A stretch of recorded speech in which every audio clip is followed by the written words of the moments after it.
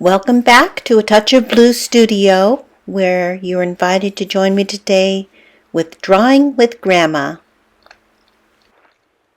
I hope you will join me today and grab your sketchbook and begin studying this beautiful tiger head with me. The first thing that I'm going to want to do is to create the unique shape of his head, which is circular. And then to find that middle line intersection in order to place his eyes correctly. And I know I've mentioned that many times with previous lessons, is that if you can find the correct placement of the features, like the ears and the eyes and the nose, then the rest of the drawing will be so much easier and more successful. So that's usually what I start with. I find shaping the head first with a unique shape, and then placing the eyes and the ears help me to develop the nose and the mouth placement. So as I'm drawing now, I'm going to establish the placement of the ears and the shape, which are a little bit triangular. And now we can kind of see that he's a cat. And now let's find ways that we can make him look more like a tiger. And so building out those stripes and the unique fluff that is around him, and then building out his body hint, then we can begin establishing a little bit more unique qualities in this tiger.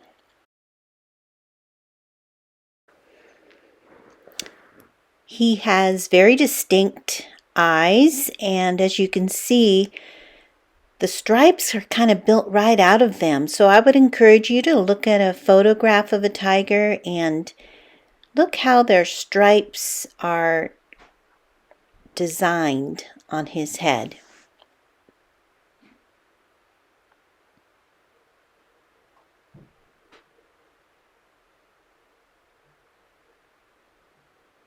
So I'm going to continue to place these stripes. Later we will add some darker values, and we'll be able to erase out anything that's not correct. But right now I'm just kind of building him. And it's really just fun to kind of sketch this unique patterned texture on this animal. So enjoy, and I hope that you will follow along, look at an image of a tiger for unique ideas on how to draw him, and that you'll enjoy following the steps.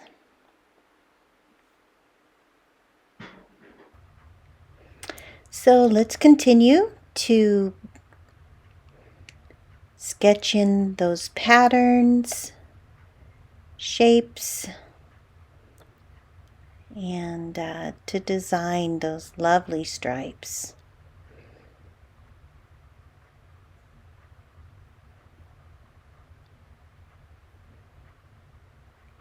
I want to define the eyes a little bit and to strengthen them,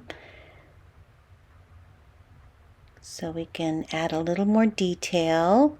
Now that our drawing is correct, we can start putting in our final lines, darkening the areas that we want to show up a little bit better, and to finalize our sketch lines.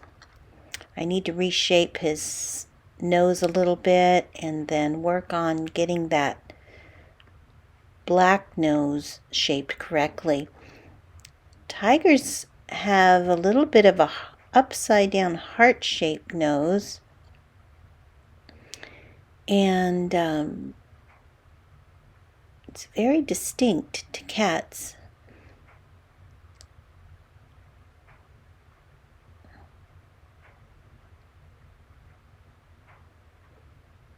And then as I draw, I can just use the pressure of my pencil to create light and dark hairs and have them flow together a little bit, and work them together with my pencil and also my eraser and that blending stump that I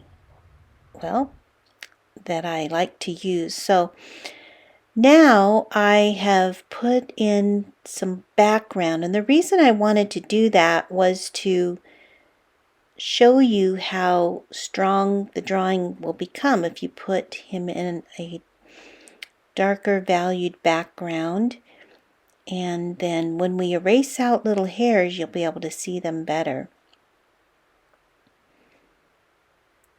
So as you can see, I'm going to erase out some of these little strands of hair and build out some of the form into that dark patch that I laid in.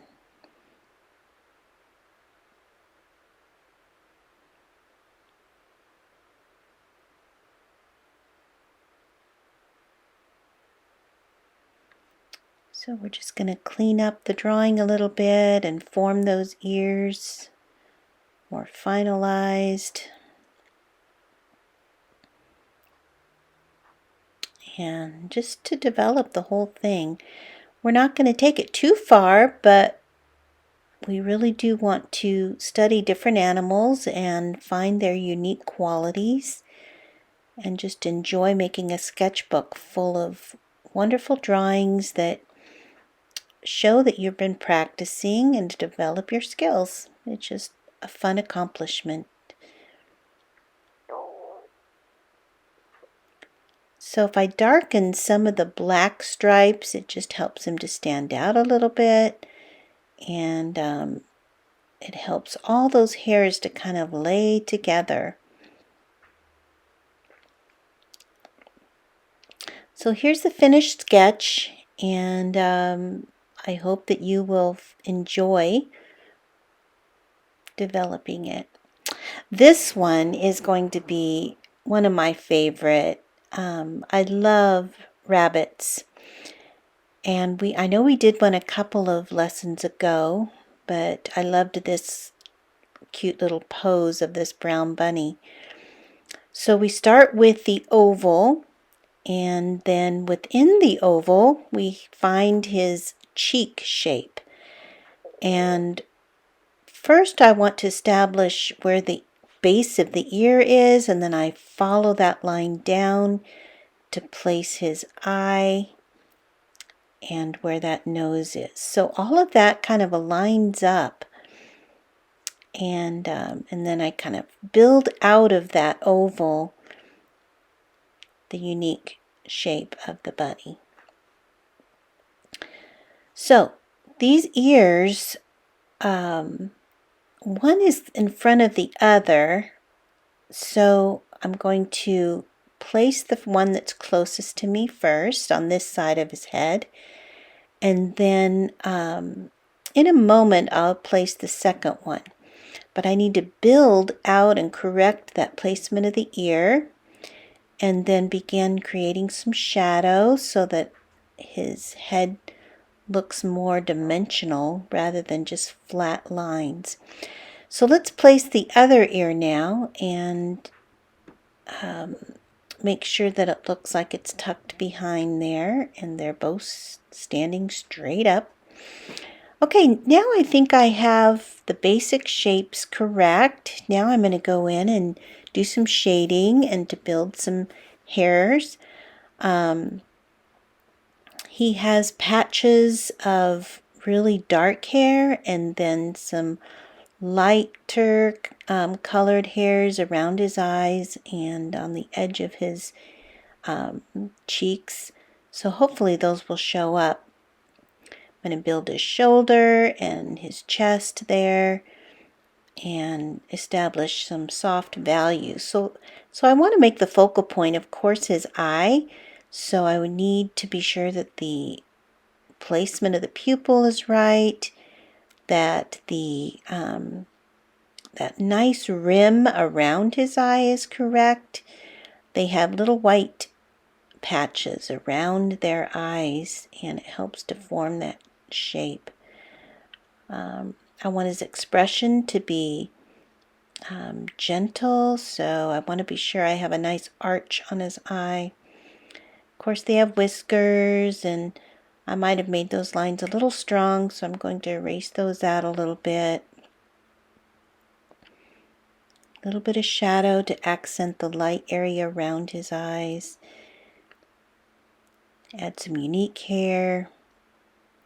Now that I have that established, I'm going to go even to more detail and to really try to create a sense of his hairy head and darken those lines, add some detail, some tiny little lines around his cute little mouth, and just focus on little areas that will help make it look more realistic.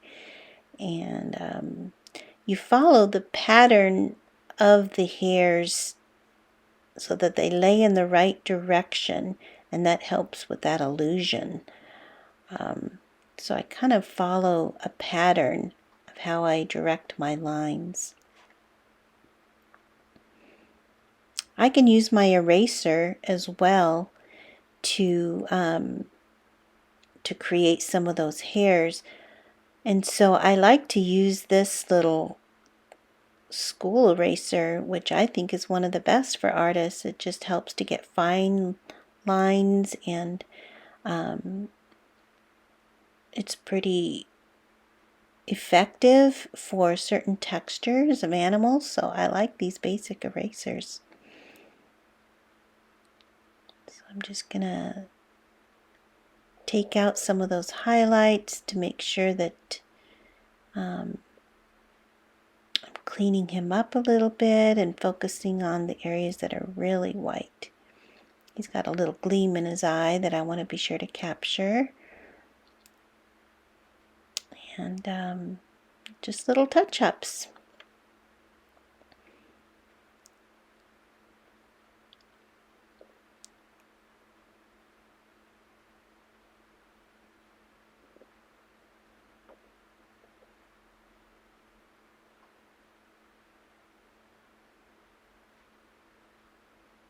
I really enjoy doing the details in my drawings. A little bit of detail can go a long way to add interest to your drawings.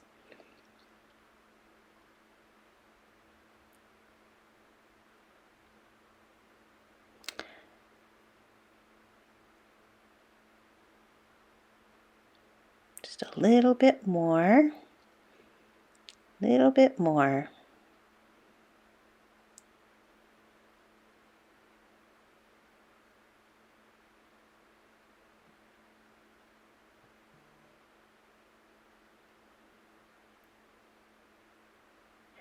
So I want to show you the finished drawing in a moment, but the final touches are just those hairs around his eyes to make sure that I have that as my focal point, his expression, and then to make sure I separate those ears a little bit too. There's one behind the other, so I want to touch those up, add some details. Again, some of the edges will show some small little hints of hair around his head, and that will just add interest and more of a realistic appearance. And again, a little bit of eraser just to make his fluff natural looking. So here's the finished piece. Thank you for joining me today at A Touch of Blue Studio with Drawing with Grandma.